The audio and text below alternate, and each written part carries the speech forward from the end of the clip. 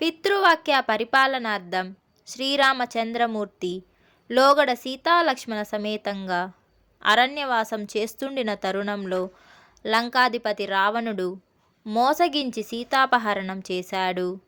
జటాయు వలన యథార్థం తెలుసుకొని అగస్త్య మహర్షి ఆశ్రమం చేరి అతని చేత ఉపదేశింపబడి శివానుగ్రహం పొంది యుద్ధరంగంలో రావణ్ణి హతమార్చనించి ఒక శివలింగం స్థాపించుకొని శివ పంచాక్షరి మంత్రంతో దీక్షగా ఆరాధింపసాగాడు శ్రీరామచంద్రుడు. శ్రీరాముని యొక్క దీక్షకు సతసించి పరమేశ్వరుడు ప్రత్యక్షమై పరిపరి విధాలుగా పరీక్షించి ఆత్మజ్ఞానోపదేశం కూడా చేశాడు. అయినా క్షత్రియ వంశ సంజాతుడు కావడం వల్ల శ్రీరాముడు ఏమాత్రం చలించకుండా రావణవధ క్షత్రియోచిత ధర్మంగా తగిన ఉపపత్తులతో శంకరునకు వివరించి మెప్పించాడు.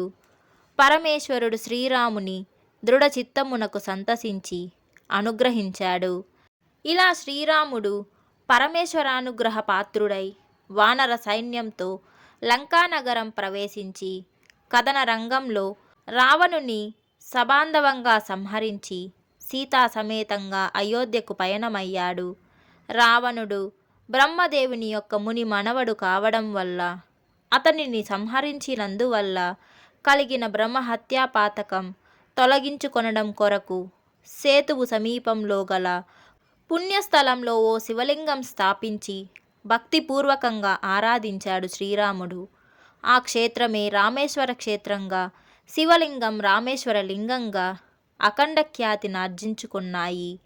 దేశంలో సీతాదేవిని అయోధ్యలో విడిచిపెట్టి లోగడ అరణ్యంలో అగస్త్య మహర్షి ప్రేరితుడై శ్రీరామచంద్రుడు పరమేశ్వరార్చన చేసిన తరుణంలో సదాశివుడు తనకు ఉద్బోధించిన విధంగా అతడు దక్షిణ కైలాస క్షేత్రం వెళ్ళాడు.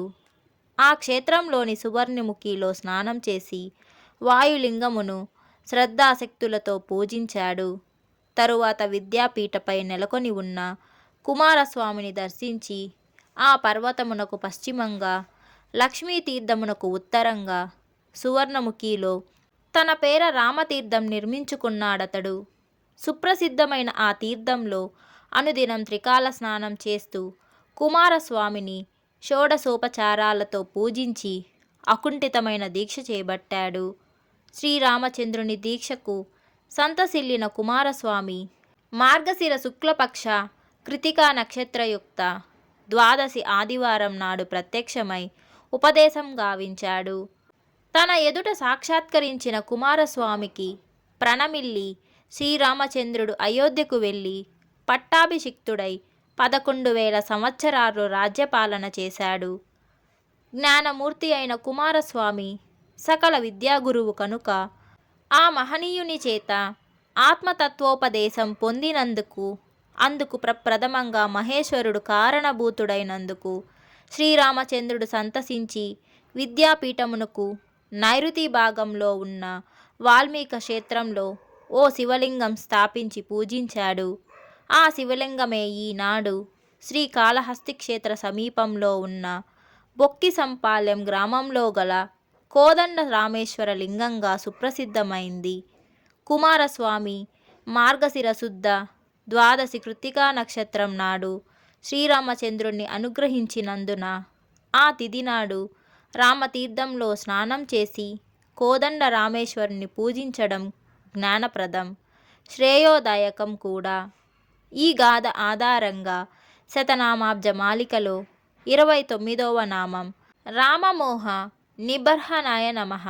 శ్రీరామచంద్రునకు సీతావియోగం వల్ల కలిగిన మానసిక వైకల్యం పరిహరించిన శ్రీకాళహస్తీశ్వరునకు వందనం అను నామం ఏర్పడింది.